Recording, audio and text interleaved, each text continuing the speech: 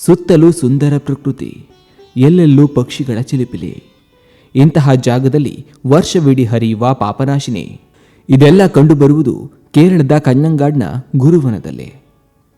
ಭಗವಾನ್ ಶ್ರೀ ನಿತ್ಯಾನಂದ ಸ್ವಾಮಿಯವರು ತಮ್ಮ ಯೌವನದಲ್ಲಿದ್ದಾಗ ಇಲ್ಲಿದ್ದರು ಎನ್ನಲಾಗುತ್ತದೆ. ಇಲ್ಲಿಗೆ ಬಂದೊಡನೆ ಎದುರಾಗುವ ಮೆಟ್ಟಿಲುಗಳನ್ನು ಹತ್ತಿ ಮೇಲಕ್ಕೆ ಹೋದರೆ ನಿತ್ಯಾನಂದ ಸ್ವಾಮಿಗಳ ಯೌವನದ ಪ್ರತಿಮೆ, ಪಾಪನಾಶಿನಿ ಜಲ, ಅಷ್ಟಸಿದ್ಧಿ ದೇವಾಲಯ ದರ್ಶನವಾಗುತ್ತದೆ. ಇನ್ನು ಇಲ್ಲಿ ಹಿಂದೊಮ್ಮೆ ನಿತ್ಯಾನಂದ ಸ್ವಾಮಿಗಳು ಈ ಜಾಗಕ್ಕೆ ಬಂದಾಗ ಇದು ಬರಡು ಭೂಮಿಯಾಗಿತ್ತಂತೆ. ಆ ಸಮಯದಲ್ಲಿ ಸ್ವಾಮಿಗಳು ಇಲ್ಲಿ ಜಲ ಉದ್ಭವಿಸುವಂತೆ ಮಾಡಿದರಂತೆ. ಅದೇ ಮುಂದೆ ಪಾಪನಾಶಿನಿ ಗಂಗೆಯಾಗಿ ಭಕ್ತರ ಪಾಪವನ್ನ ಕಳೆಯುವುದಲ್ಲದೆ ಈ ನೀರನ್ನ ಬಳಸುವುದರಿಂದ ಮಾನಸಿಕ ಹಾಗೂ ದೈಹಿಕ ಸಮಸ್ಯೆಗಳು ನಿವಾರಣೆಯಾಗುತ್ತದೆ ಎಂಬ ನಂಬಿಕೆ ಇದೆ.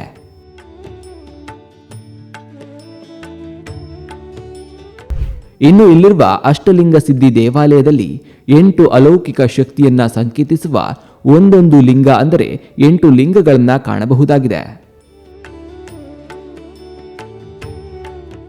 ಇನ್ನು ನಿತ್ಯಾನಂದ ಸ್ವಾಮಿಗಳು ಕಾಡಿನಲ್ಲಿರುವ ದೇವರಿಗಾಗಿ ಮಲವೀರನ್ ದೇವಾಲಯವನ್ನ ನಿರ್ಮಿಸಿದ್ದಾರೆ.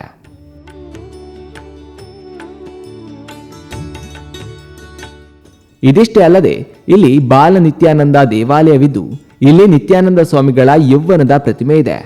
ಅಲ್ಲದೆ ಇದು ಧ್ಯಾನ ಮಾಡುವವರಿಗೆ ಹೇಳಿ ಮಾಡಿಸಿದ ಜಾಗವಾಗಿದ್ದು ಮಾನಸಿಕ ನೆಮ್ಮದಿ ನೀಡುತ್ತದೆ. ಇಲ್ಲಿ ನಿತ್ಯಾನಂದ ಸ್ವಾಮಿಗಳ ಹಲವಾರು ಚಿತ್ರಗಳನ್ನು ಕಾಣಬಹುದಾಗಿದೆ.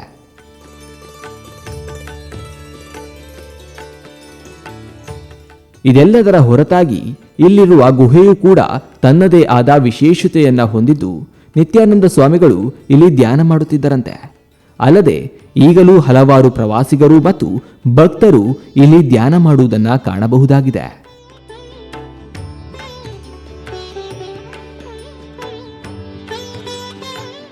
ಒಟ್ಟಾರೆಯಾಗಿ ಪಟ್ಟಣದ ಕಿರಿಕಿರಿ ಜಂಜಾಟದ ನಡುವೆ ನೆಮ್ಮದಿಯಿಂದ ಒಂದಷ್ಟು ಹೊತ್ತು ಸಮಯ ಕಳೆಯಲು ಬಯಸುವವರನ್ನು ಒಳಗೊಂಡಂತೆ ನಿತ್ಯಾನಂದ ಸ್ವಾಮಿ ಭಕ್ತರಿಗೆ ಇದು ಹೇಳಿ ಮಾಡಿಸಿದ ಜಾಗ ಎಂದರೆ ತಪ್ಪಾಗಲಾರದು.